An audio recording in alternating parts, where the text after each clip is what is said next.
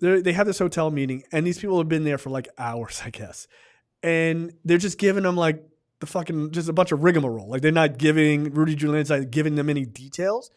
And one of the Republicans is like, "Well, do you have any like evidence of what you're fucking saying?" Like they start all getting pissed, and he goes, "Well, like we have theories. We have theories of concepts of that. Concepts, right? Concepts of corruption."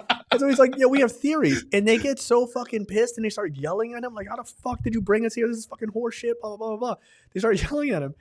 His response, to paraphrase it, was, "Whoa, whoa, whoa, whoa, whoa! I thought we were all Republicans. Why am I getting this reception?" Right? They thought that they were just going to do crimes because they were on the same team. Just do crimes with us, guys. Like, whatever, just believe. Hello, and welcome to a brand new episode of Look Forward. I'm your host, Jay. I'm here with my co-host, Brad. So I said this in our fan group. I shouldn't be surprised that, as I refer to them, the garbage party is out here literally politicizing a major disaster that's going on in the country and affecting a huge part of the Mid-Atlantic region. But yet there is no bottom to the Republican Party, and when where others see tragedy and a helping hand that's needed, some people see opportunity.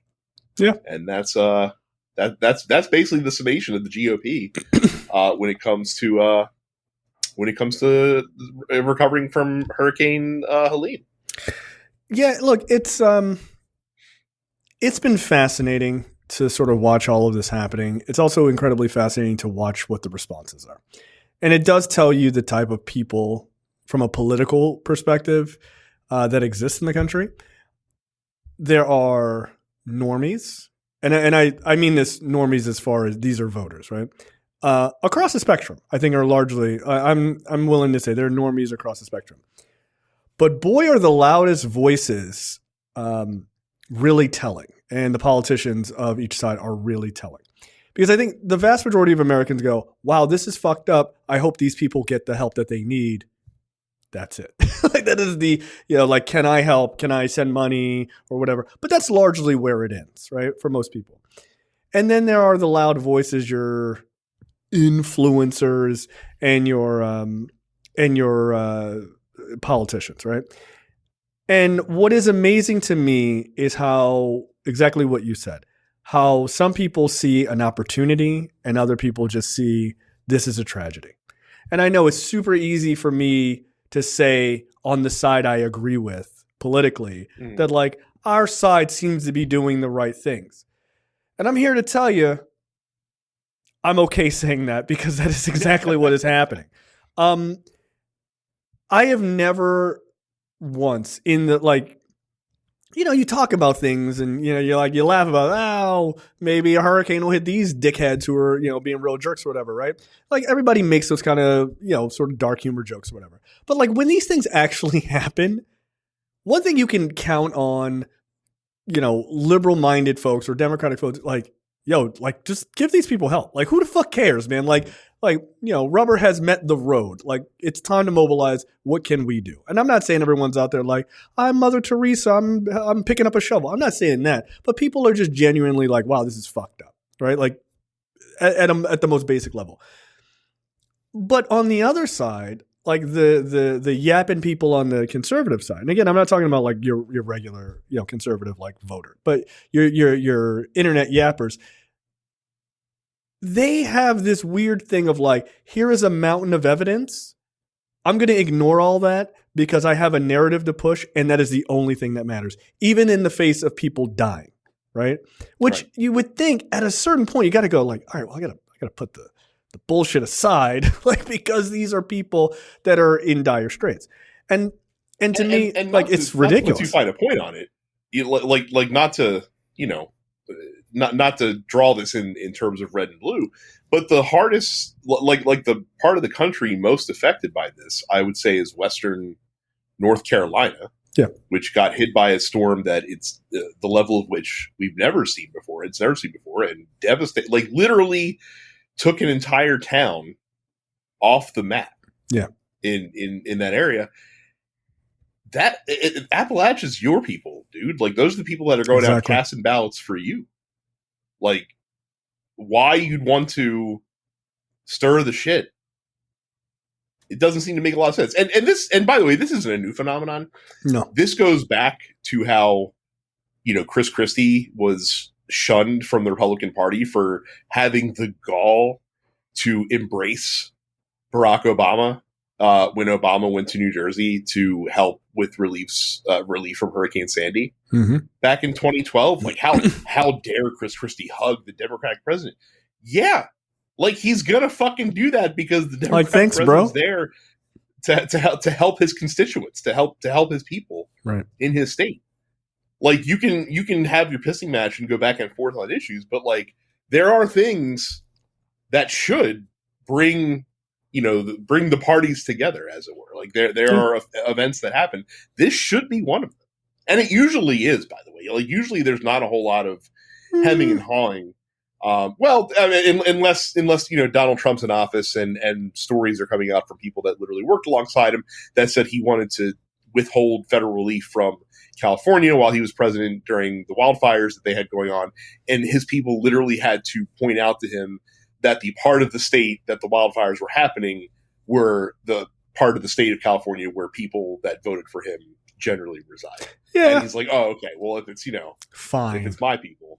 Well, look. I'm gonna push back a little bit here. That's before Trump.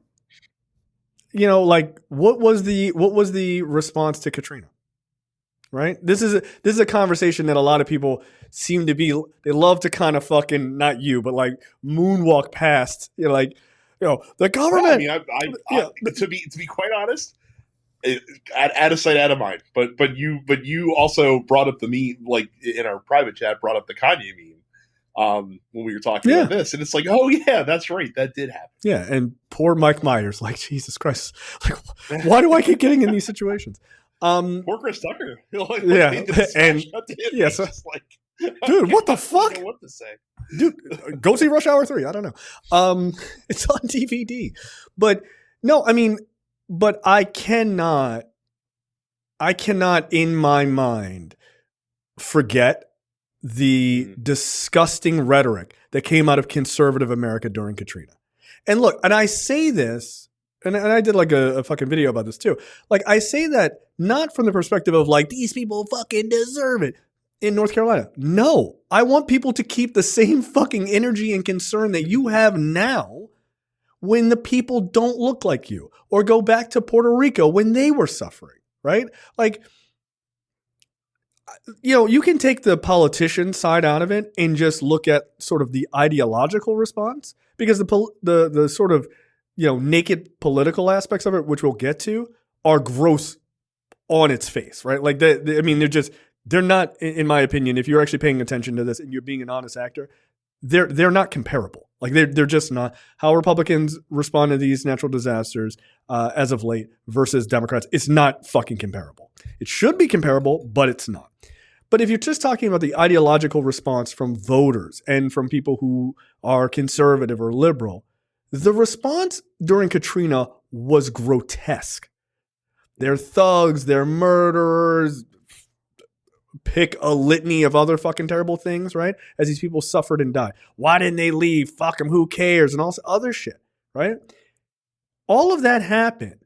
But when it happens to people in, rural North Carolina and Appalachia, we need to stop everything and fucking help these people.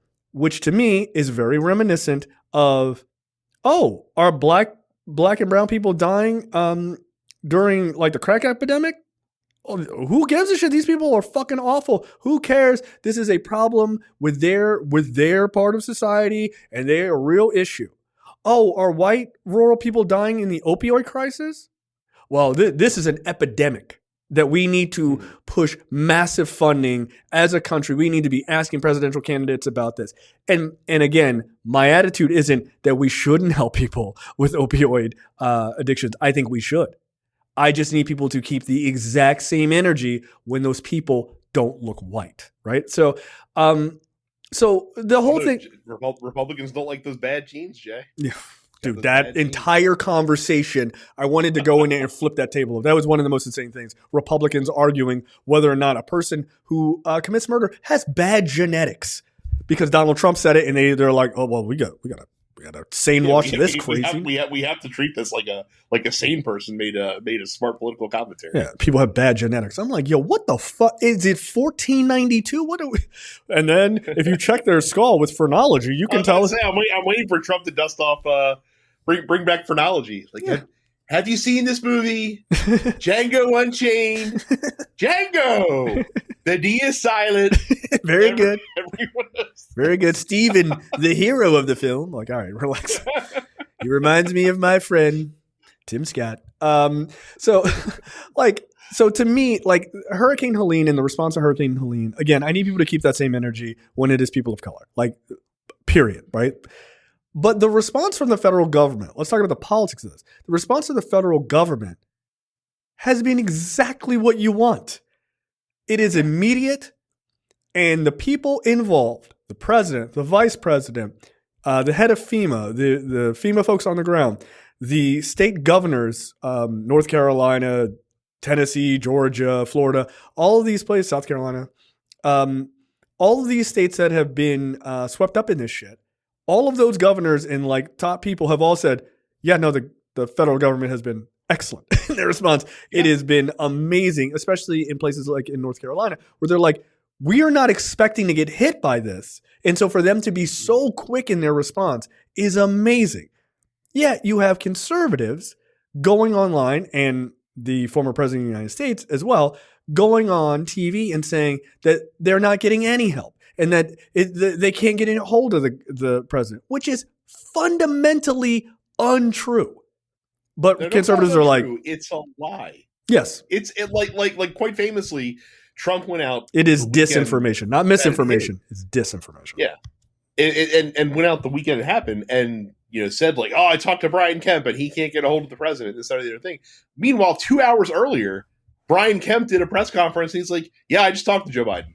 He told me to call him anytime I need him for anything. I believe the story was Biden called Kemp. Kemp wasn't available, right? Because he's dealing with a massive catastrophe. Understandable. He called the president back. He couldn't get a hold of the president because president. And then Biden called him back, and they linked up. And so it's just like the matter of like an hour or something like that. So Trump being like, he can never get a hold of him. And I'm surprised this gets lost in all of the from all of the small government supposed people out there. Right. The federal government's job in these situations is not to fucking swoop in like Superman and save the fucking day. Like they're supposed to deliver resources and keep the skids greased, so that anything that's needed can be moved in there. But most of the time, the responses are being directed by the state officials. Right, they know the areas better. Right. So, like, people are, all these people that are just like, oh, like, I can't believe they're only giving people $750.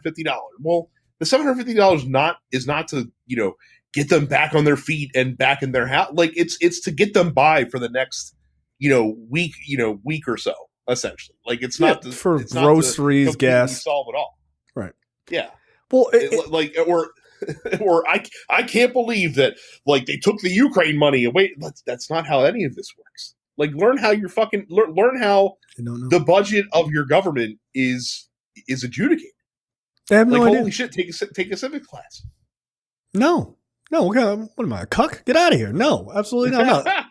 I'm not here to learn. Right? I did not come here to read. I came here to lead. Okay. But the idea of people spreading that disinformation, because it is disinformation. Misinformation is you spreading something unknowingly that is incorrect. Disinformation is spreading something that is wrong knowingly, right? And them spreading that disinformation about like the $750 is all the government's giving, which is a lie. By the way, they did the same thing with Hawaii when Hawaii had the wildfires, and they're like, they're only getting a couple of dollars. What's going on, Joe Biden? And then you're like, oh, if you actually Googled it, it tells you the breakdown of the hundreds of millions of dollars the state of Hawaii was given by the federal government to make sure that these people were made whole, or as close as they could do it. But they lie about these things, right? These are purposeful lies. And they are hoping that this purposeful lie will stick enough because it's only a month out from the election. That is why they are going super hard about it. Of course. But to your point, I thought you guys were small government conservatives. What happened? Like, what you need us for? What you need federal dollars for? Y'all got it. Don't worry about it. Didn't Marjorie Taylor Greene want to have like a national divorce? Well, then divorce your ass over there. What happened? No. Now you want the money that's made from the tax base. She's got her own set of problems right now. Listen, Brad. Okay. Look, Marjorie Taylor Greene is a unique individual. well, look, this has come up on the show before. How it's coming up again? I mean, how it came up the first time, I have no idea. How it's coming up again is this has to be the only podcast on the face of the earth to ever talk about this. Marjorie Taylor Greene, we have found out, is the world's biggest fan of the 1999 film The Avengers. Not Marvel's Avengers, but like the film based on the British. I hate that movie. It's the one movie I walked out of, or it's one of two movies I walked out of. I was like, I can't. The teddy bears at the end. The cosplay was insane. So I saw later on. Like, I didn't make it that far in the actual theater. I was like, oh, did this happen at the end of this movie? For those that haven't had their life graced by what a fine piece of cinema. The villain in the movie, played by Sean Connery, steals a piece of technology that allows him to control the weather of the planet. So. Yeah, apparently Marjorie Taylor Greene saw that movie and was like, "Oh, this is what George Soros is doing." Clearly. Oh, look, a documentary starring Sean Connery. That's amazing. I thought he only did narrative films. Yeah, look, it's that woman is like a moron, and like we know that. But the amount of people I see repeating this is insane to me. Like, it's not the problem that she's saying it. The problem is that she's saying it. People are listening. And like obviously, like the people reiterating the story and the flat Earth people is just like one circle on top of another circle. Like, it's not, not hard to find. But we have to put up with this as a society. People out here saying, Democrats, liberals, leftists, Jews. Let's get right to, dude. I mean, just right to the end. Are controlling the weather, and they're launching hurricanes onto Republican states. Republican states that we're trying to win, by the way. Yeah. You know what I mean? Well, I guess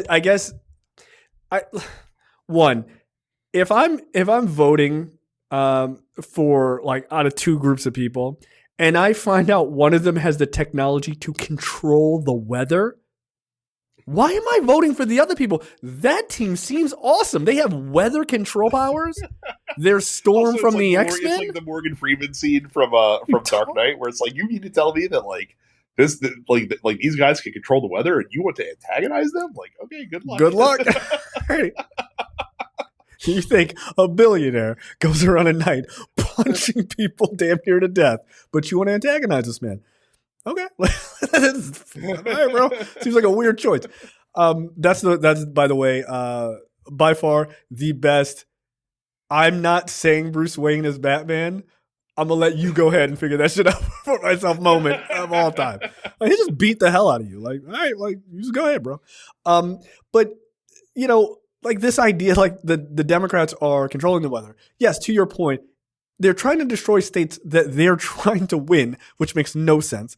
How did they get it directly on the districts that are for Republicans? Well, I mean, our weather control technology is pretty fucking top of the line. I mean, we can't get like gigabit speed internet in anywhere but pockets of this country, Jay.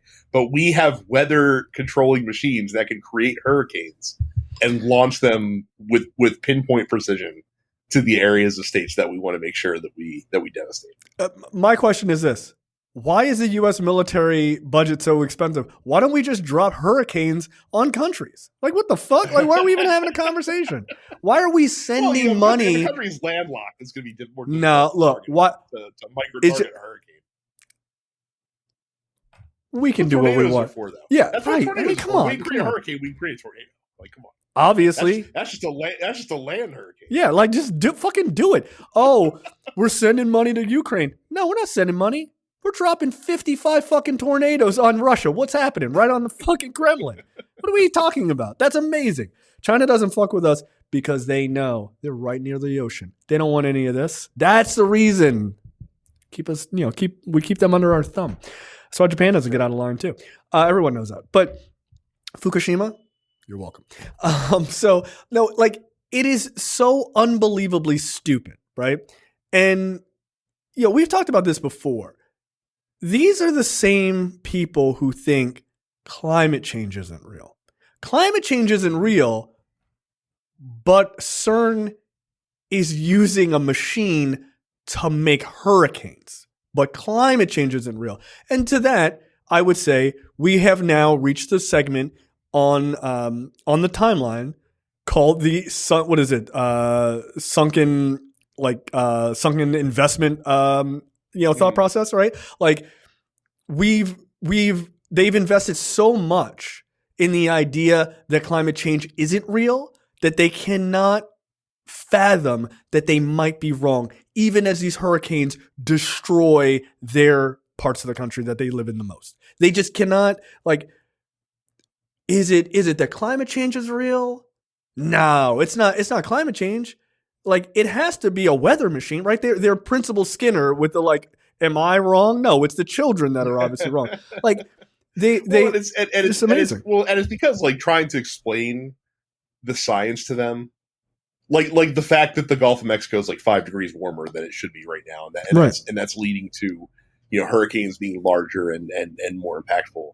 Like, trying to explain A to B to them on that would be an impossible fucking lift, because these are the same people that think that the planet on which we inhabit is just a flat plane that somehow has like borders on it so that none of the water spills off into space, ice wall or anything like that.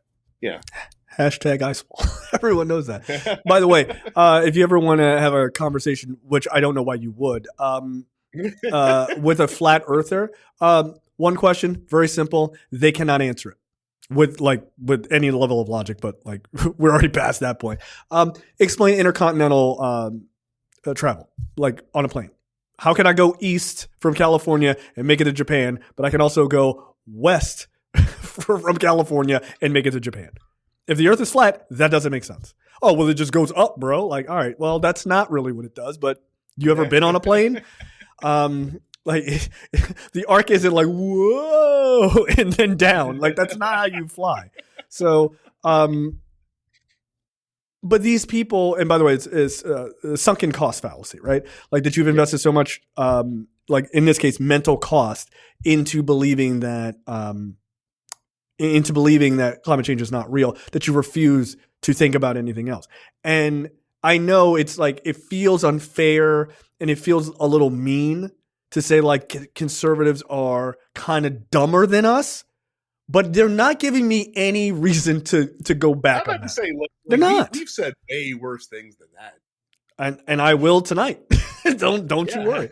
But like sometimes I feel like, am I being unfair? Right? Like, do I? No, yeah, but I don't think so. Unfair? No, not at all. So, if people aren't going to accept scientifically rationed thought that is, believed by credible scientists across the board, it's just the fucking crackpots that are like, well, maybe. Like, no, like you don't. You're theorizing. You don't have anything to actually support your dumb hypothesis. Like, if you're not going to believe these things, what are we supposed to do with it? Yeah. At that point. Yeah, look, as I wrote in the docket, climate change denialism at this point should not be tolerated at all.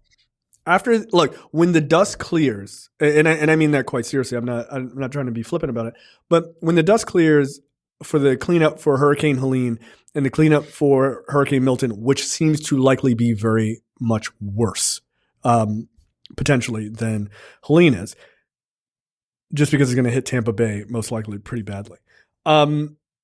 When the dust settles from that, there needs to be a real concerted effort to talk about what climate change is and why that is a direct effect of what we are seeing. And when people get on the news and go, well, I don't think climate change is real, we need to shun them and be like, you're dumb and we're done with you. Get on this Musk rocket and we're sending you to fucking Mars because you are useless to us right now. Because at the end of the day, if we do not get our shit together, and we're already kind of fucked, but we still have an opportunity to make things less bad. And right now we are just full steam ahead in making things worse than I think most Americans can possibly imagine.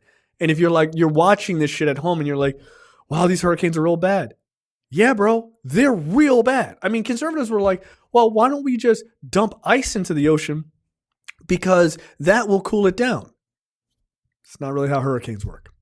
Not really. That's a surface thing. Not really how ice works. Also, no, it's not. Also, where are we getting the ice? Because that's all melting too, by the way. Where we're cutting off big chunks of it and dragging it by a single tugboat like in a fucking Looney Tunes cartoon? Like, what are you talking about? It is a deeply unserious perspective on a very serious topic. Like, I've never heard that before, and yeah. you've struck me like if you need a science experiment to see exactly what would happen in that situation, get a cup of water and put some ice cubes in it, and then watch what happens to the ice cubes, and then eventually to the temperature of the water.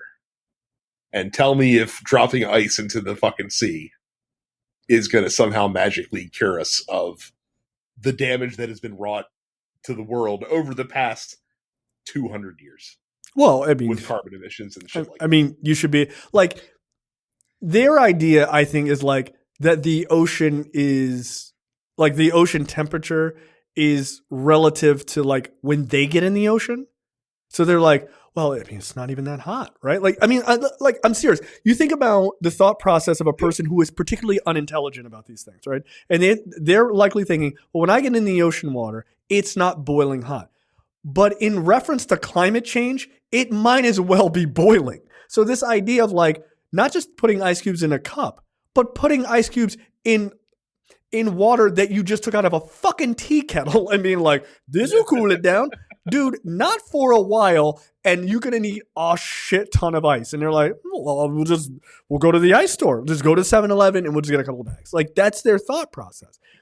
But this is the most dangerous thing about climate change is it is such an astronomically huge event that most people, not just Americans, most people cannot fathom it. So in order to fathom it, they get scared and they're like, well, I guess there's nothing we can do. So we just should do nothing.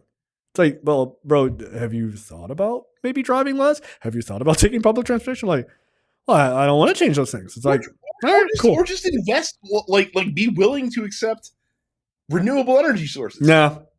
Just generally stop, like as a society, just generally stop relying so heavily on fossil fuel. Yeah, but remember that time the whales flying into the turbines, Jay. Yeah. We have to watch out for the whales. I wonder, does anybody who has been watching this, not the people going through it, but the people watching this and commenting, I wonder, do they think, maybe all of that work that we're doing, extracting all that natural gas and to fuel this country, maybe Kamala Harris's first instinct about that was probably right. Like, nah, fuck it. She flip-flops. So that's the most important part of that argument, not the actual damage. And she was probably right on the surface. But I get it. Like, that is a pretty much politically an untenable fucking position. It just is. Does it cause massive earthquakes where they do a bunch of fracking? Yeah. Do conservatives want to hear that shit? No, they don't give a shit. They don't care. No. Like, no, just natural gas. Like, yeah, okay. But like, guys, weird. This shit has. Why did the seismic activity that's never happened as long as we've been able to track seismic activity all of a sudden started happening? What's changed between now and the time where that didn't happen? What could it be? I don't know. Drill, baby, drill. Yeah. Keep on fucking drilling into the earth. Yeah. I mean, look, shame on you for that. As an alpha male, shame on you for asking that like kind of like gay question, Brad, about science and shit. But yeah, no, I mean, but that's the problem is we don't want to dig into those things because they are inconvenient. Like they are. They're as if it were an inconvenient truth, you might say. Think about it. Where is that guy? By the way, remember when conservatives were like, Al Gore is wrong about the environment because Al Gore's fat? Like that was their argument. Al Gore's fat. That was their literal argument. Well, he's fat. Okay, like he should consume less calories. What does that have to do with the movie? Oh, what about his carbon intake? Like, okay, guys, like what are we talking about? Like, because they're just so carbs and carbon are not exactly. They're like same thing, bro. Same thing. It's got the same letters. But it is just deeply, deeply unserious on a topic that isn't very, very serious. And look, again, climate change denialism should be like, at this point, it should be equivalent. This is going to sound crazy, but I actually truly mean this. Climate change denialism should be on par with saying like slavery didn't happen and the Holocaust didn't happen. Like it should be so fucking ridiculous that people go, what the fuck are you talking about? Like it's insane. The point is like we just and again like one party will never do this. Unfortunately, we need to stop electing fucking Neros to the fucking that is correct to fucking positions of power. Yeah, like knock this shit off. Yeah, I agree, 100%. Okay. Next up, Harris rolls out a new policy addition for Medicare. I didn't have a link for this, but basically the idea, and I think it's a good policy, is that Medicare will. Her policy is the idea that Medicare will cover basically as you get older and you need to stay, if you have to stay in your home, right? Like basically like home care. Like the idea of that is not currently covered under Medicare. So, bringing in somebody to, like having a home nurse and all those other things, those things are not, in fact, fully covered under Medicare. So that was the thing she rolled out, I think, on The View. So I think it's a solid policy. I expect it to get no level of response from the right because they don't care about Medicare. They don't care about Medicaid either. So they'll just continue this weird thing. They don't give a shit about childcare, so I can't imagine elder care is very high on their list of priorities. So no. So let me read a little bit about this. Democratic presidential nominee, Vice President Kamala Harris, announced a plan to provide long-term at-home care services through Medicare for Americans older than 65. If approved, the program would represent a major expansion of Medicare, which currently only covers at-home care under narrow circumstances. She says, quote, taking care of a parent, that means trying to cook what they want to eat, what they can eat. It means picking out clothes for them that's soft enough it doesn't irritate their skin. It means trying to think of something funny to make them laugh, etc. We're talking about declining skills, but their dignity, their pride has not declined. Medicare, instead, Medicare, the public health insurance program for the low income and disabled, right now spends $207 billion on long-term support services as of 2021, or roughly 44% of all spending nationally. Wow, that's a lot. According to the CBO. Yeah. I don't know if you've had a lot of experience with seeing how much like assisted living and stuff like that costs. It is insane. Oh, I mean, I'm aware that it's expensive. I wasn't aware that it was quite. You said, I'm sorry, my wife just dropped in. How much? $7,000 a month. There you go. And she was on hospice. $7,000 a month for hospice care. Yeah. That's fucking insane. That is literally like a good paying full-time job. A damn good paying full-time job. I would argue most Americans don't make nearly $7,000. Yeah. Clear $7,000. Absolutely not. Yeah. The CBO estimates prescription drug negotiations will save the government $98.5 billion over a decade. Harris did not outline the cost of at-home care support program in her appearance on The View. Her campaign said at-home care costs roughly $3,000 less per month than nursing home care. So yes, okay, it's $7,000 for hospice. It would be roughly $10,000 if they were in a home, which makes a lot of sense, right? Because you get full-time staff and stuff like that. Look, I think this is a good idea. What are your thoughts? I think it's an excellent idea. Again, just like childcare, elder care is literally a full-time fucking job that requires skills, and we need to make sure that we're getting people to do this gig and make sure that it's, good paying and not overwhelming.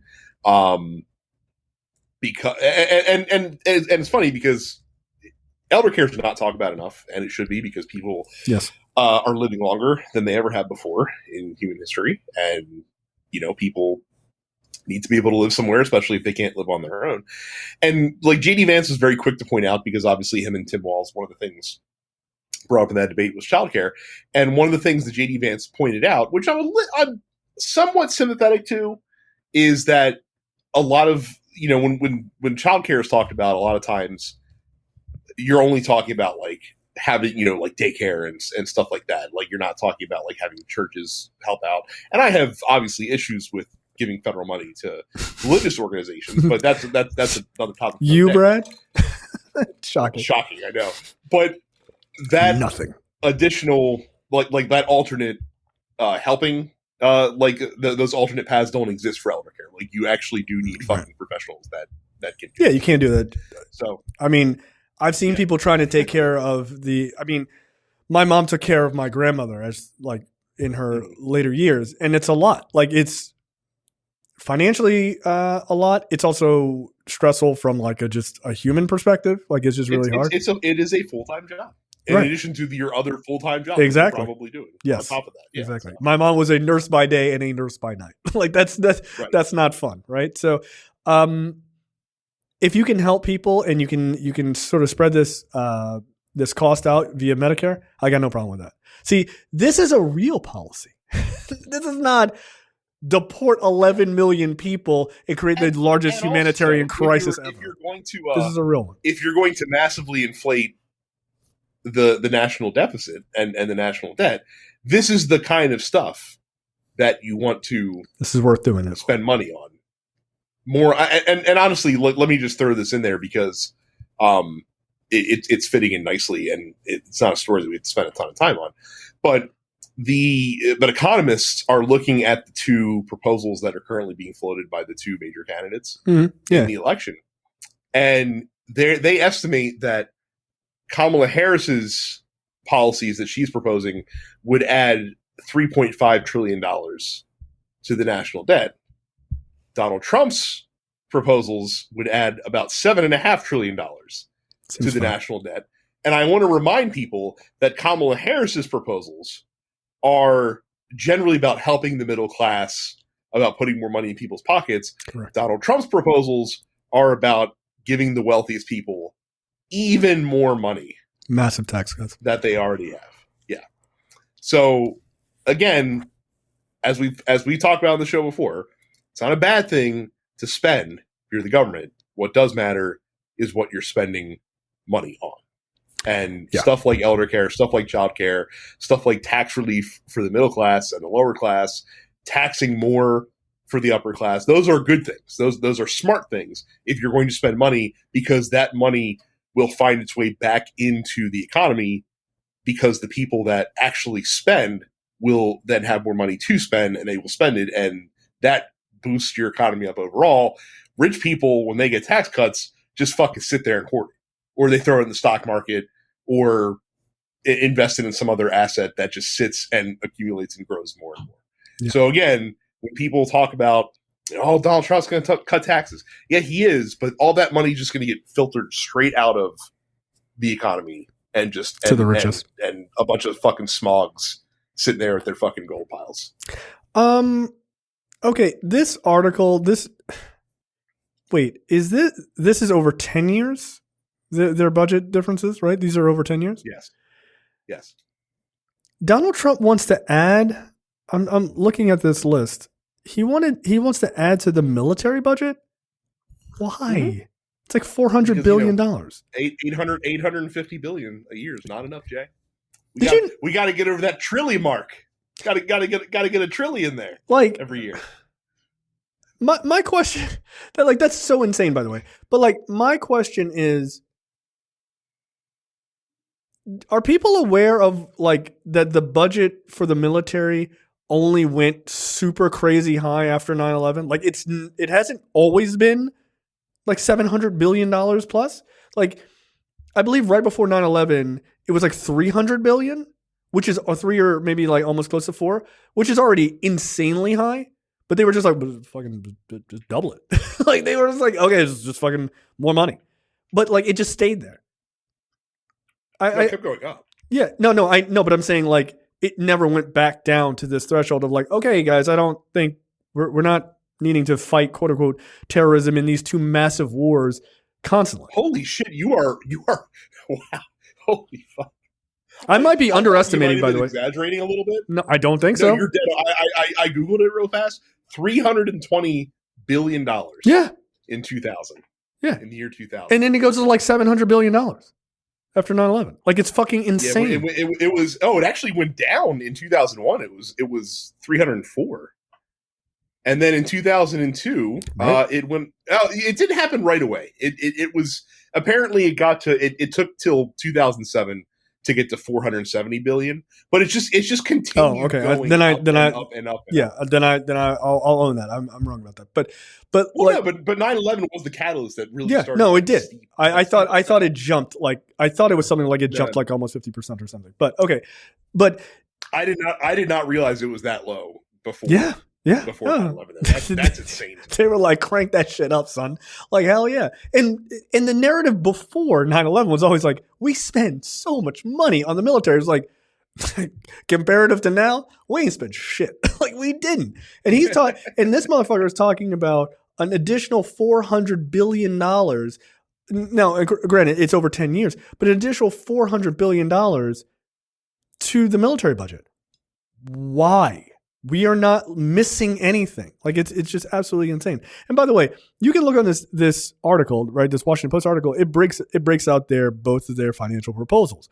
I mean, the big rip in the budget is extending tax cuts, the Extended Tax Cuts and Jobs Act, right? Harris would her version of that would add $3 trillion to the budget, or excuse me, to the deficit, and Trump's is $5.35 trillion. But then he's also exempt overtime from taxes, which is going to cost another $2 trillion. And that sounds awesome. It sounds super good. You're like, you don't have to pay any taxes on your overtime. That's great. Except if you read Project 2025, they're basically, look, don't worry about your taxes on overtime because you ain't getting no fucking overtime. So they're just going to hose you. This isn't going to save any money. They're like, oh, this is going to be great. Like the Cliff Notes version is basically they would allow employers to extend the regular work week, quote unquote, out to 50 hours up to. Yeah. And then it's like, if you miss a day, like, I took off like a Wednesday and so I didn't work those 8 hours. When you went in the next week, they just kind of roll shit over so that you're like, well, I did overtime. Right. They're like, that's actually more accurate. Is they're looking at it as an 80-hour total period. Yeah. And instead of a 40-hour work week. That's right. Okay. That's more in line with what it is. You're correct. Sorry, I was mistaken about that. Yeah. So like, I wasn't in on Wednesday. Oh, don't even worry about it. We'll see you next week. And then you're like, I worked 4 hours of overtime. Like, no, it sounds like you came up 4 hours short for your 80 hours. I don't know what the fuck you're talking about, bro. You don't get any overtime. So if you're voting based on that, you're going to get hosed. And a lot of people, that's a big part of the money they make is overtime. Now, make no mistake, they will be sure to do an exemption for police. Have no and firefighters, EMS, all that jazz, 100%. Yep. So 100%. But you working at the longshoreman? Like, nah, you ain't getting shit. Well, I mean, they got a union, so like. Well, they're gonna be okay. They're okay. But like you regular Joes, no, they're gonna fuck you over. That's the whole point of that. I mean, that's wild to me. So like, again, I'm hyper fixated on the Tax Cuts and Jobs Act, but like basically the Trump tax cuts. Yeah. And again, Harris wants to extend them only for people making less than 400,000. So again, the middle class and lower class. And her proposal would add $3 trillion. And Trump wants to keep all of them, and his proposal would add $5.5 trillion. Again, literally half of those tax cuts going to the top earners in this country, and from a dollar to dollar amount. Like that's it drives me nuts that people like it's there in black and white for you to see. It is. And his supporters are just like, but it could be me one day. Well, what if I make the next iPhone? Like, bro, you don't know how to open a PDF. What are you talking about? It's like, right. But I could come up with something. I could be the next Elon Musk. Oh, does your dad own an emerald mine? No? Okay, weird. So yeah, it's curious, right? Like it's very curious behavior, but please don't vote for this guy. Like he doesn't have your best interest at mind. You know, like he just doesn't. He never has, and he never fucking will. I want to skip over this next story. I want to go to the county clerk story because speaking of Trump leaving people behind in the dust. I love this story. It's one of my favorites of the entire fucking week. So, I believe 68-year-old Tina Peters, who is a local elections official in Mesa County, Arizona, I believe it was. And no, she's in Colorado. Oh, excuse me, Colorado. And a state that Trump had no chance to win, by the way. I just want to point that out for the sake of the story as we go through it. I mean, I don't know why you're bringing up old shit, but he was gonna win. Like he was gonna. Like you're the one who's wrong. So this woman, again, I cannot stress enough that she was 68 years old because that is incredibly important for this story. One, you're too old. You should know better. Okay, don't do things like this. But this woman, Tina Peters, was very proud to have given key card access to one of Mike Pillow's guys who decided. So she let him into basically the election data, right? Because he was going to prove that things were cool. Well, this got found out, and they were like, and spoiler alert, you're going to go to fucking jail. Because she's like, no, I believe I was doing the right thing. And the judge was like, yeah, that's cool, bro. So anyway, 9 fucking years. I'm not playing with you. You seem, quote, as defiant as a defendant that the court has ever seen.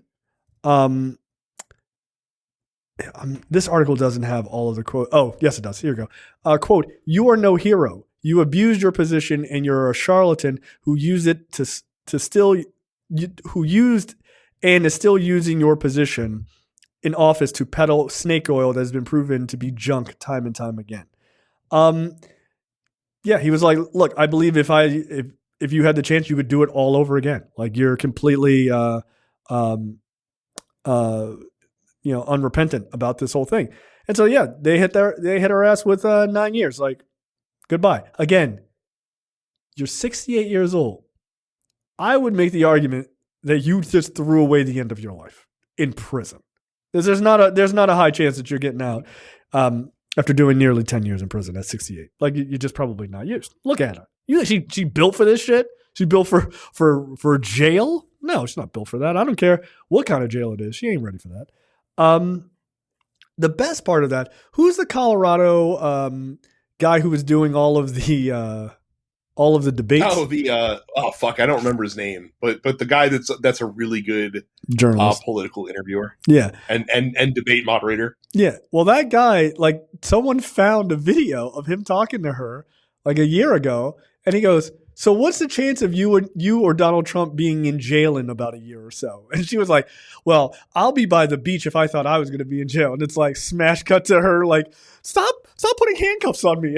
She's being pushed into a fucking squad car. I love it. Yeah, they're like I said, we get one of these for every 10,000 harsh sentences that are imposed on black and brown youth in this country. So feel free to go on TikTok and find the clips of her getting arrested. Oh, yeah. Of the judge basically reading her sentencing and going through these quotes. Because if you get a chance, like the whole speech from the judge to her while he was sentencing her is really quite something. It was good. He was pissed. He was pissed. Yeah, he was really hammering her. So feel free to go on TikTok, find those videos and enjoy them. Enjoy a small dose of Schadenfreude. You've earned it. We've all earned it. Yeah. So. No, I personally, I love it. I think it's fucking hilarious. And it couldn't happen to a better person, in my opinion. Like it just couldn't. But oh well, poor lady. Like, just do not give a fuck. I just don't care. Hopefully I got this correct. So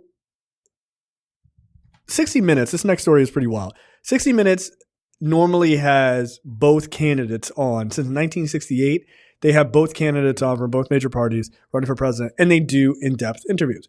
In the past, Trump did it. That's a very famous one where he walked out because she was like, oh, you're going to ask tough questions. She was like, you're fine. You can handle tough questions. And then he immediately melted down. And it was just like, that's enough. I'm not doing it. Because he wanted a bunch of fucking softball questions. And for some reason, his supporters were like, that's an alpha right there.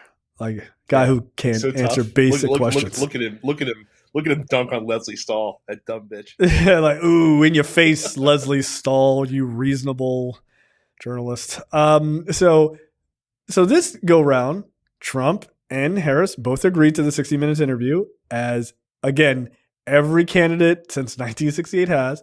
And then Trump was like, nah, I didn't like the fact that I was going to be fact-checked, and I don't like the fact that you guys aren't going to apologize for what you did to me in 2020. I'm not doing it. Okay, bro, that's super weird. Harris, to her credit, was like, yeah, I'm still doing an interview. What the fuck? Of course. Yeah. Ask me whatever you want. Totally fine. I'm an adult.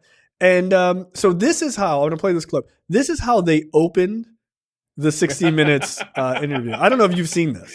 Okay. I have seen it. I think it's funny that I think the Trump campaign just assumed that they'd be like, yeah, they just declined to do this. I don't think they were expecting what we got. Yeah, that was probably a mistake. Dude, everyone is kind of done with your bullshit. So here's the opening of how they did the 60-minute interview with Kamala Harris. This was what they played beforehand. It's been a tradition for more than half a century that the major party candidates for president sit down with 60 Minutes in October. In 1968, it was Richard Nixon and Hubert Humphrey. This year, Vice President Kamala Harris and former President Donald Trump accepted our invitation. But unfortunately, last week, Trump canceled. The Trump campaign had told us that the interview would be this past Thursday at Mar-a-Lago.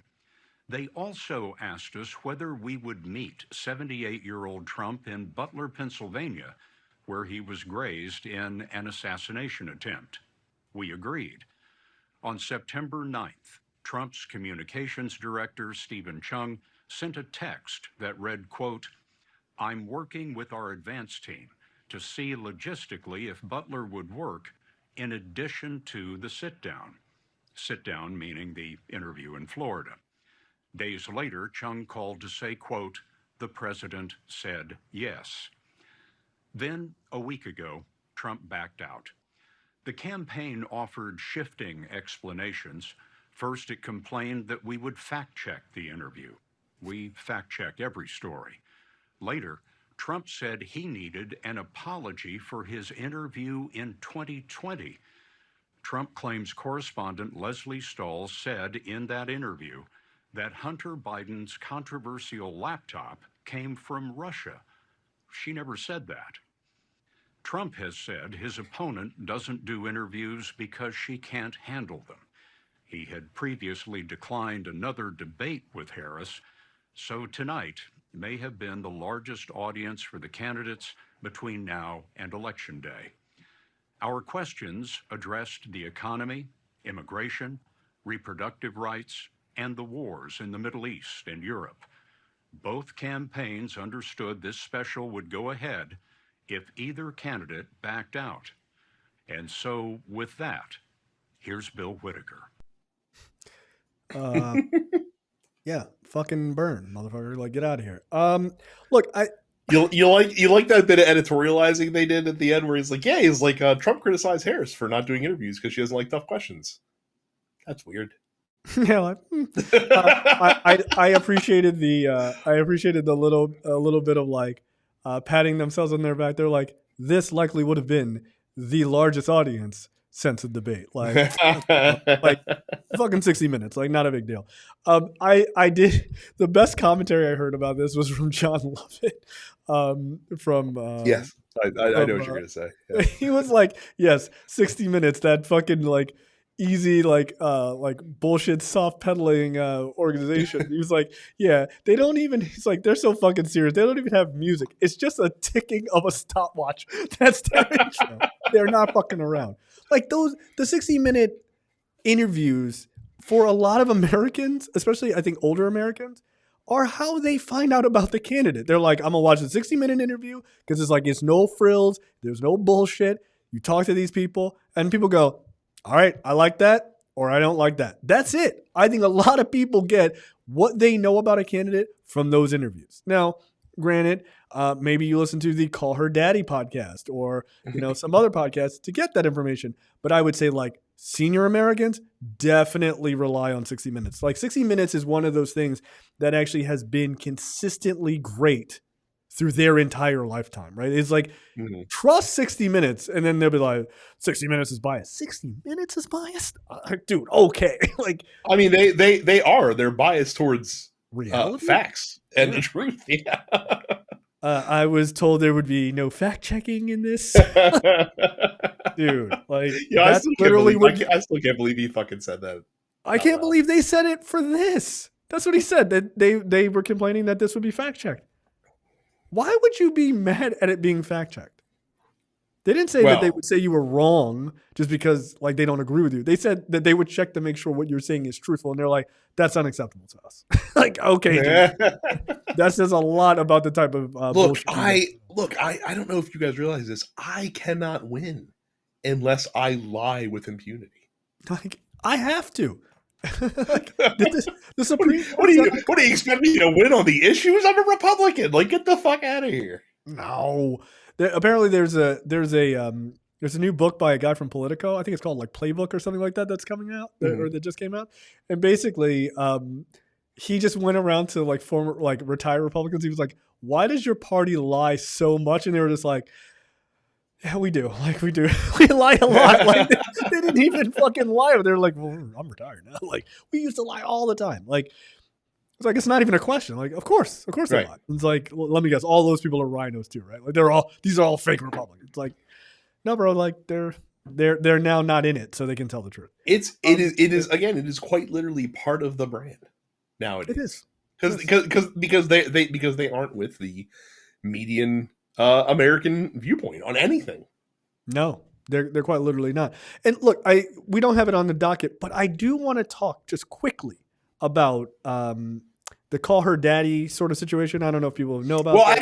actually, we do have it on the docket, but we can talk about it now because I think it's an important conversation. So I put this story in Bang On or Bullshit because I'm finding it really interesting that the Beltway media is having a really tough time with understanding the current media landscape and how best to reach, especially millennial and Gen Z voters. So Politico did a piece a couple days ago. Yeah, so Politico did a piece a couple days ago. And the title, the headline on the piece is "Trump is everywhere. Anxious Dems wonder why Harris isn't." And then the strap line is "Democrats fear the vice president's risk-averse approach could hamper her campaign." And basically, it's literally not, but sure. Right. So basically, the crux of the story is Kamala Harris and Tim Walz aren't doing tough interviews with the national press. They're not doing interviews with like the New York Times or Washington Post. They're certainly not talking to Politico, and she's not doing the type of interviews that you think you would see from a political candidate, like 60 Minutes. Right. Yeah, that fucking rag. Meanwhile, Kamala Harris has been going on a ton of podcasts and other like alternative media shows. Like she went on the All the Smoke podcast. She quite notably went on the Call Her Daddy podcast last week. Hey guys, why do you think she went on that show? All the smoke. Why do you think so? Black men, okay? Hello. Why do you think she went on Call Her Daddy? White women, right. She's hitting the demographics. Like it's actually a brilliant fucking move. She knows exactly what she's doing. Continue. Right. She was on the View today. And she has a lot more of these. Annoying. She was on Howard Stern today as well. Pervert. She has a lot more of these. She's trying to get everybody. Well, but that's the thing is that Politico's like, why isn't she talking to people like the New York Times and stuff like that? I don't know how big the New York Times paid subscriber base is. I would imagine it's not as big as the listenership for the Call Her Daddy podcast, which apparently is listened to by like 10 million people. Every week. She gets 5 million downloads or views or whatever you want to call it per week, which is insanely high. Right. There is just above where Look Forward is. I mean they're doing a little bit better than we are right now. Right. So like a snail on the ground in a fucking Concorde jet. But basically they're saying they're close. But they're basically like this article is basically tacitly complaining that we're not seeing Kamala Harris do traditional media. Newsflash for you as well. Donald Trump isn't really either. Like Donald Trump he never does going on like fucking Twitch streams with alt-right fucking streamers Alden and Ross? doing and doing like Or shit Aiden like that as well. In addition to all his fucking rallies. And I think that the DC media, the punditry class has not caught up with the fact that they are not the go-to source for this stuff anymore. Like more people are going to get information from podcasts that they listen to and content creators that they follow and things like that. Like Hassan Piker's streaming on Twitch to fucking tens of thousands of people every single day, just talking about politics. Like that's how we got AOC to play Among Us that one time. Yeah. Right. And that's where people are finding their information nowadays. And it's tough for the DC media and the traditional media in general because they're kind of spinning their wheels like what the fuck we do. I guess you got to fucking learn how to use Twitch, my guys. Like maybe you need to start, using TikTok a little bit more or stuff like that to kind of reach out to people. Yeah. Can John Stossel use TikTok? That's open hand flat, boy. Like, come on. But that is the point is they literally put out that story. Also in the story, they're like, and she's on this and she's here. So she is doing interviews. Like you're just not what you want her to do. Right. And look, I don't want to make everything about race, but I cannot help but think that in race and gender here, I cannot help but to think that it is such a big deal that this black woman is going on All the Smoke and she's going on Call Her Daddy. That's such a big deal for conservatives. But somehow Trump going on Aiden Ross, who has said some pretty outlandish things, like really super outlandish things. By the way, I saw a video of that guy a while back. Did you know he didn't realize that South America was also called South, that South America was a continent and North America was a continent. And he was like, he was having a conversation with people from South America and they're like, yeah, we're Americans. Like we're South Americans. And he was like, what? Like, I'm just learning this. I'm like, this is the guy who's, and he was very serious. This is the guy's podcast who went on. A guy who, by the way, got banned from Twitch because of homophobic and anti-Semitic things that he said. So now he has to exclusively stream on Kick, which is basically Twitch. If you really like watching gambling streams, like that's basically what fucking it's where you go when you want to make less money, right? Right. And then he was also, and I don't have a problem with this guy, but Trump was also on Theo Von's podcast. Now, look, I think Theo Von's funny. Like, he's one of the weird people, like, from the real world that actually has a career that made it into something. But Theo Von is like a goofball, right? Like, all of his interviews are like this purposely, like, weird kind of interview where he's asking these, like, questions that You're just like kind of supposed to ignore the first half of it as you're trying to be like a serious person. Like that's the gimmick, is that he's being deeply unserious about this shit. Trump went on his podcast. Why is that somehow acceptable? And I think anybody paying attention can see where this is going is when you're a white conservative man, you get to do whatever the fuck you want. And he's everywhere and he's talking to the people. Or when you're, I don't even think it's a white conservative man thing. I think it's a Donald Trump thing. I think he just has a handicap built in of, well, we can't expect him to act like a normal person. Well, yes, and right, like, right. But I think like this idea of even conservatives who defend Trump are like, well, why is she going on all these other shows? Dude, who cares? She's reaching her audience, and yes. I think the sort of the old school media or whatever you want to call it, they are mad because they are losing ground. They are mad because they have ceded ground to people like the woman from the Call Her Daddy podcast. There is nobody who is as popular with that demographic of young women that's on traditional TV. There's not. Who is it? Who? Fucking Laura Ingraham? No. Like what the fuck? No. And that's the thing. Like if you're a paid subscriber to the New York Times or the Post or the Wall Street Journal or Politico Punchbowl or whatever beltway. And look, I'm a fucking Post subscriber, so I am in this group. Listen to this fucking guy. I know this fucking definitely. I almost guarantee you know who you're voting for. In this election. Shit, yeah. I almost guarantee you've already voted in this election. You probably have, right? like she does not need to go and do an interview with the New York Times to persuade persuadable voters. She needs to find potential voters that maybe weren't planning on voting to come out and to hear what she has to say. And she's not going to do that by sitting down for an interview with the paper of record, or whatever. Which, by the way, has been shitting on Democrats in the most insane ways for the last 2 or 3 years. What impetus does Kamala Harris have to be like, well, I'm going to go to the New York Times and sit down with you while you guys completely take the shit I say out of context, completely take shit Joe said out of context, and then just eat dick for Donald Trump for the last couple of years because you want a horse race. You want a horse race. Right. And by the way, here's the other thing. When she goes on these podcasts, you're still going to report on the things she says anyway. So why the fuck does she need to come like you're literally writing a whole article. Right. Here's how bad New York Times is, by the way, when it comes to this shit, right? Like, and I don't think the New York Times is like overall a bad newspaper by any means, but they have a lot of bullshit where they want to keep a horse race, right? Because keeping a horse race is beneficial to them financially, right? Like never forget that.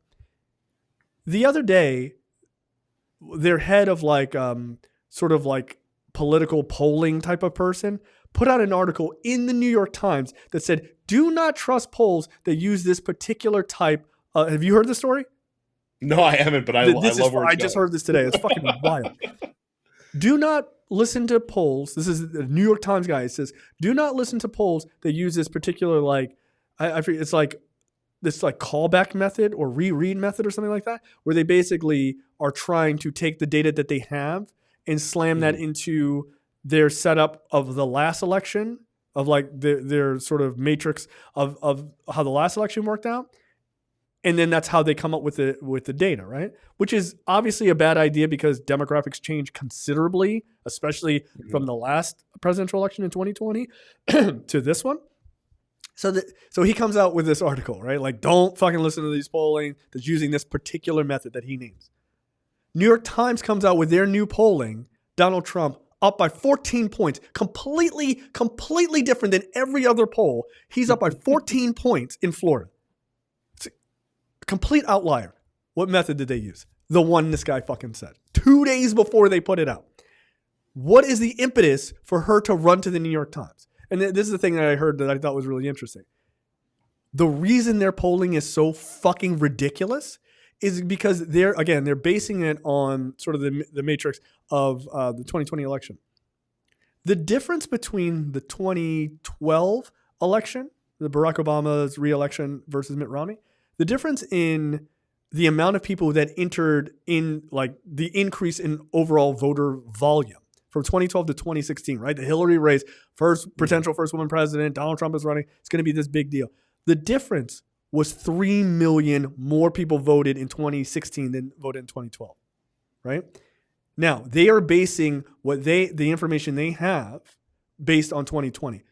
I want you to guess. So it was 3 million from 2012 to 2016. Can you guess what the difference was between 2016 and 2020? Considering that Biden had, what was it, 81 million votes? Yeah. And Trump had, what was it, like 74 million votes, I think it was. That's 150 million plus right there. So I would imagine. Say again.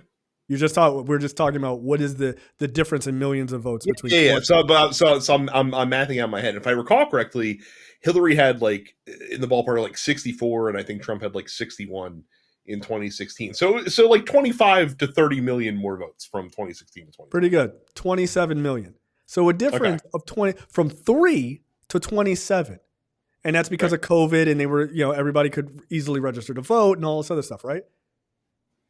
What do you think it is now? Do you think it's going to be the same? Like, that's an impossible difference to calculate, right? It may be, the difference may be less, but that doesn't mean it doesn't increase. Like, that's like, you know what I mean? Like, it's an insane. It might be lower. Might be lower. Like a lot of Republican states have made it harder to vote by mail in the last exactly. So it could be Democrats are destroying entire states, right, with their weapon machine. Like, it could be anything. You don't know. Maybe only 5 people will vote. So, like, but the point is, the New York Times is not somehow like, oh, they're fucking perfect and they're giving out these great reporting and all this other stuff. They're not. So I understand, to your point, why you would skip the sort of legacy media, especially if you're talking about people who likely have the New York Times or are going to read the New York Times. They already got their minds made up. Who are you reaching new? That's 100% correct. She goes on The View to reach who? Housewives? Women, working women who, go back and see clips of The View and stuff like that, who are concerned about women's issues and stuff like that. That's that demographic.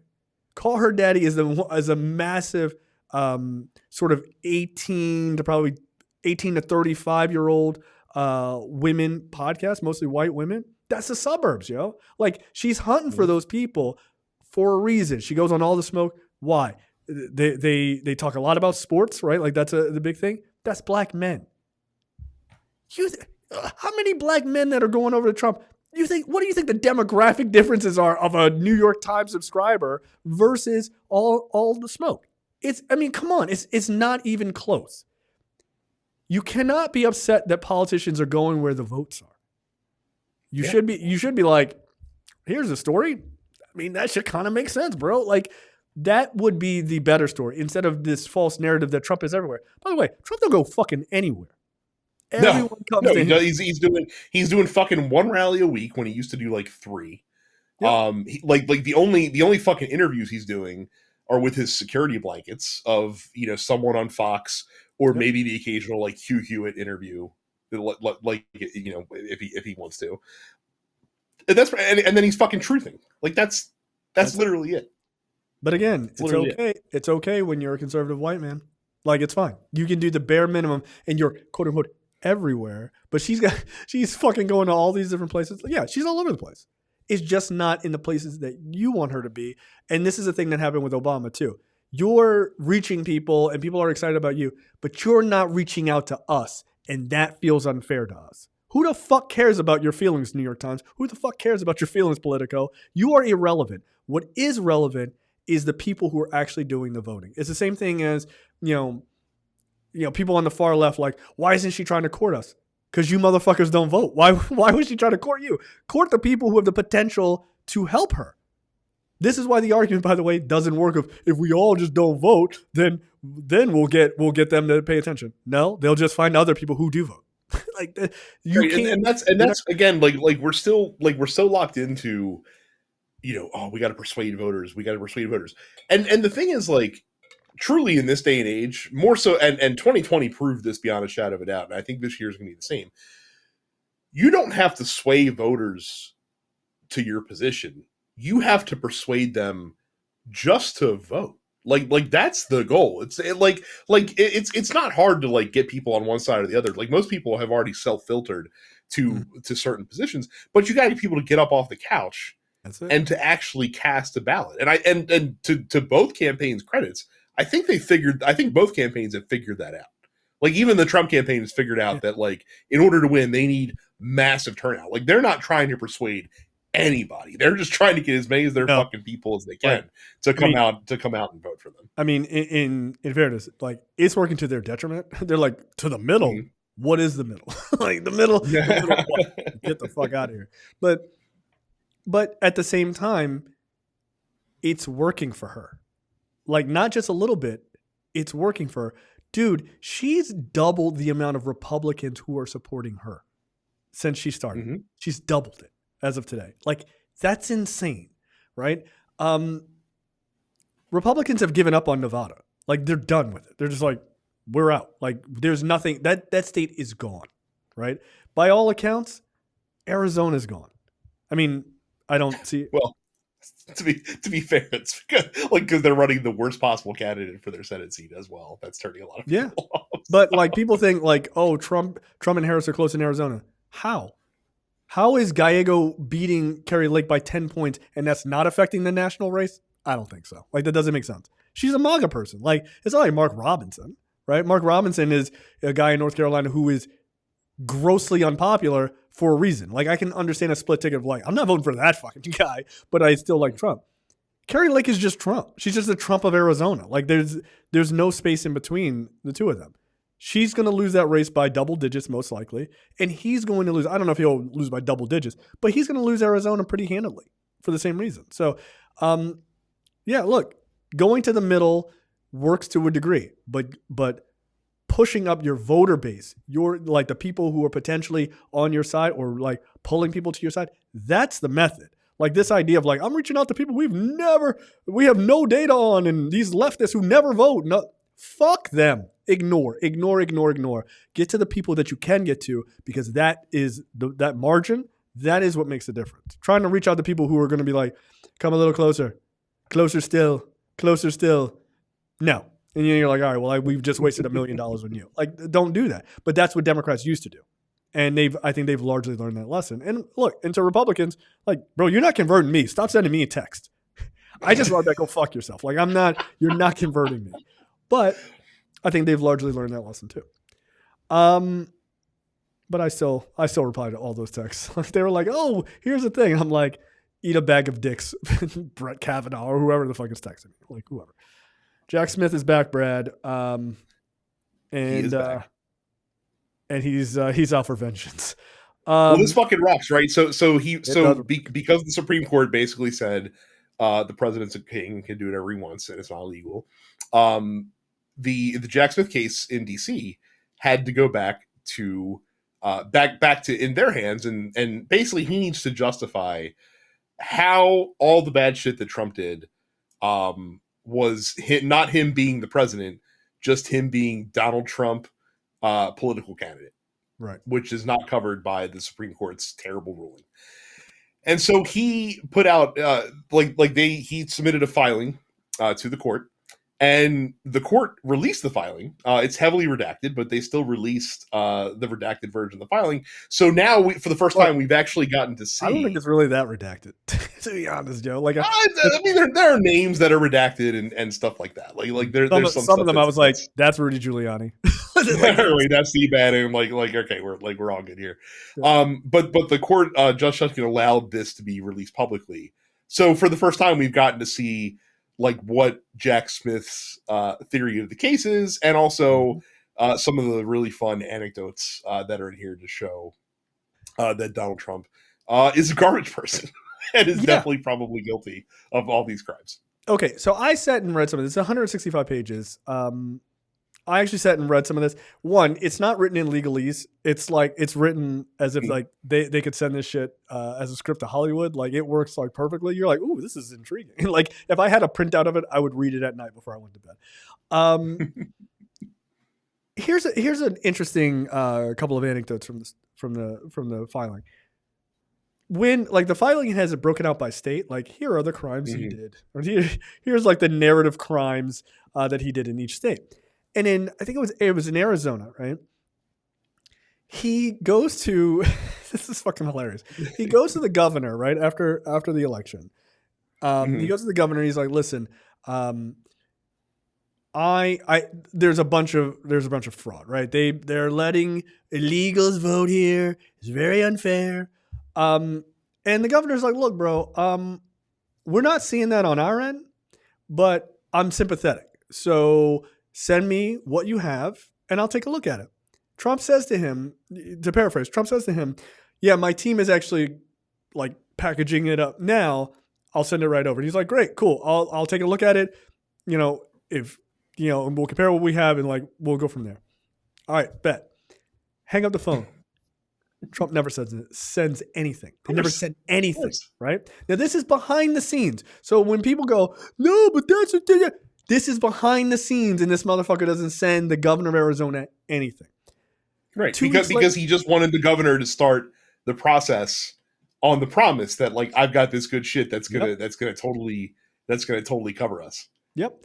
And 2 weeks later, and Doug Ducey was like, nah. 2 weeks later, this is after it's been called by Fox News. Arizona at that point had certified the vote. Trump and Pence on the phone call again, and they're like, same song and dance, right? Oh, illegals are voting. Pence is probably like, oh God, why do I have to be on this call?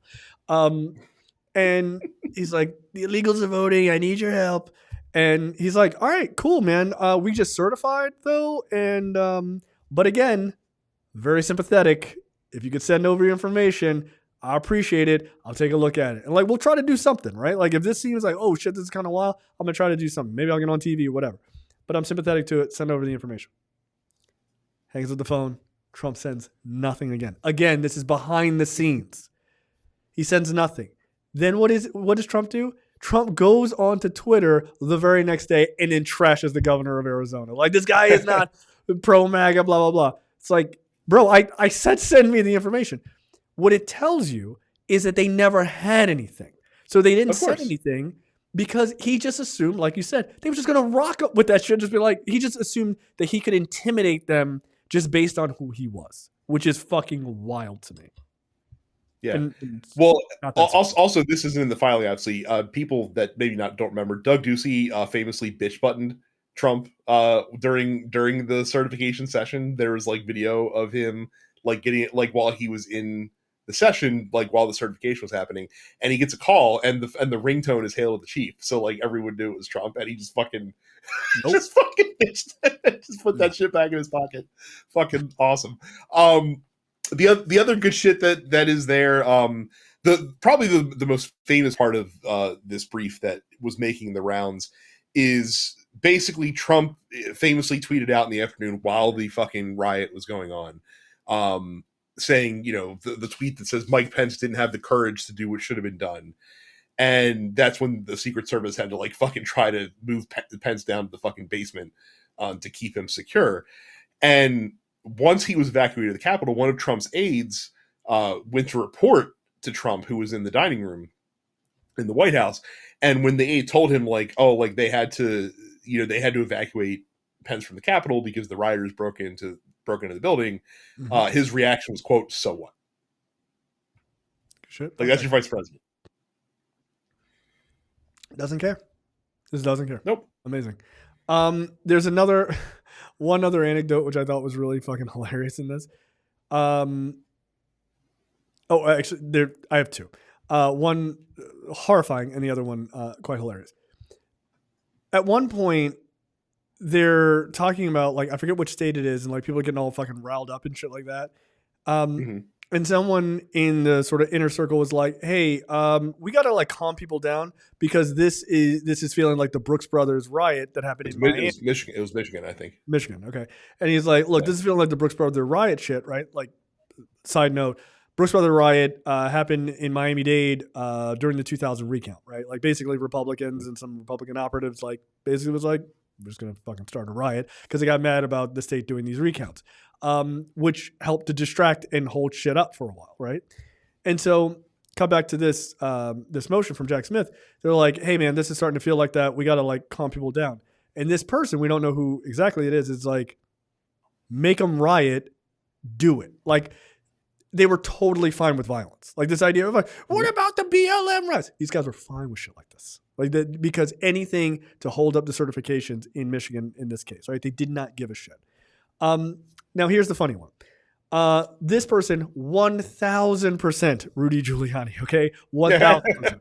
Because they mentioned that this person was saying discouraging things about 2 women in Georgia who were campaign workers. I was like, oh, you mean the 2 black women who were counting votes, the 2 black women who sued him for like $1 billion or whatever. So you know it's Rudy Giuliani in the story. Mm-hmm. He had a hotel, what they refer to as a hotel meeting with a bunch of top Republicans, national Republicans. And he was like, look, why don't we all meet at the hotel? We're going to present our information to you guys about how like this whole thing is fucking rigged. There's, dead people voting and all this other shit, right? Tens of thousands of dead people voting in Georgia. Turns out it was like 2. And it's like, they put that shit up like it's not a big deal. But they didn't know that till later, right?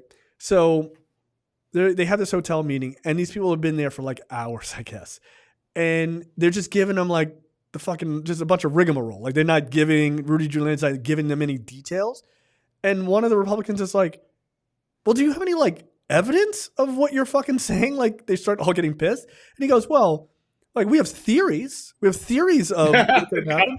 Concepts of that. Concepts, right? Concepts of corruption. And so he's like, yeah, we have theories. And they get so fucking pissed and they start yelling at him. Like, how the fuck did you bring us here? This is fucking horse shit, blah, blah, blah, blah. They start yelling at him. His response, to paraphrase it, was, whoa. I thought we were all Republicans. Why am I getting this reception? Right? They thought that they were just going to do crimes because they were on the same team. Just do crimes with us, guys. Like, whatever, just believe us. And to those Republicans' credit, like, bro, what are you talking about? So what it does tell me, and there's much more in that, what it does tell me is there are some Republicans who recognize this is a bad fucking train to get on, right? And they saw what this guy did when he was president and then saw what this potentially could have blown up into. And there's a lot of people in the Republican Party, not just Mike Pence, which he does deserve a little bit of an ounce of credit for, just an ounce. But a lot of Republicans on the state level were like, the fuck? Like, no, dude, I'm not signing on to that. Get out of here. That's why they needed the fake slate of electors, because those people were not privy to all this other information. So they could manipulate them. But the people in the know were like, no, I'm not going to jail for this. Like, get the fuck out of here. Like, I understand what this means. So I do give them credit for that. But I think Jack Smith's got a real, like, this is for real. And I think the timing, is obviously happening for a reason. But I also think the timing is largely convenient because I think they're getting all of their fucking ducks in a row. Because if this shit goes the way that we hope it does in 30 days, make no mistake. The second that fucking shit is certified and she is sworn in, they are going to drop the fucking hammer on Trump's ass. They're like, oh, you thought we were playing? Oh, sentencing. Cases going forward. Like, he's going to get fucking slammed. In that first couple of weeks after Kamala Harris is officially sworn in, he's in a world of trouble. Like, they are clearly putting their ducks in a row. I also appreciate that Judge Chutkan allowed this to be released because, again, like the optimal thing would be for him to actually stand trial before votes are cast. This is the second best thing that we could get, is to at least see the theory of the case outlined with facts, with evidence, and with supported statements. Again, this is not a fucking James Comey situation where it's like, well, she maybe something's wrong. We have to check the laptop. We're not sure. Hey, we checked the laptop and there's nothing there, but I don't know, man. Like, it's still fucking weird, isn't it? Like this is not that. This is a this is a fucking case that's been worked on for over a year and a half at this point, that should have gone to trial already and would have had the Supreme Court not put their thumb on the scale. So that is correct. And, it's also really quite hilarious because, to your point about Comey, the Trump campaign is like, this is campaign interference because it's so close to the election. I'm like, the fucking irony of you. Like, the fucking irony of you. Meanwhile, that was like, what? A week before? Literally 9 days, I think, is officially what it was. Like, you got 34 felonies on your back, my boy. Like, You should be worried about that. Like, was that campaign interference too? So yeah, no, this unsealed motion is pretty serious. So again, I know it's easy for us to say this, and I know a lot of people are probably not going to believe it. But if he loses this election, he's going to have the fucking world fall on his head. Like, he really is. Like, it is clear that they are now like, look, enough with the bullshit. We're coming. And this motion tells you everything.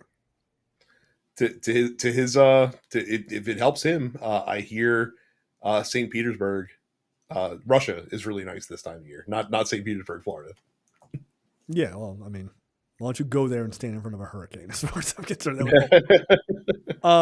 well, I mean, isn't Trump is like, hey, if you're a disaffected citizen of your Western countries, come to Mother Russia. It's a lovely place that you're definitely gonna die. But yeah, go there.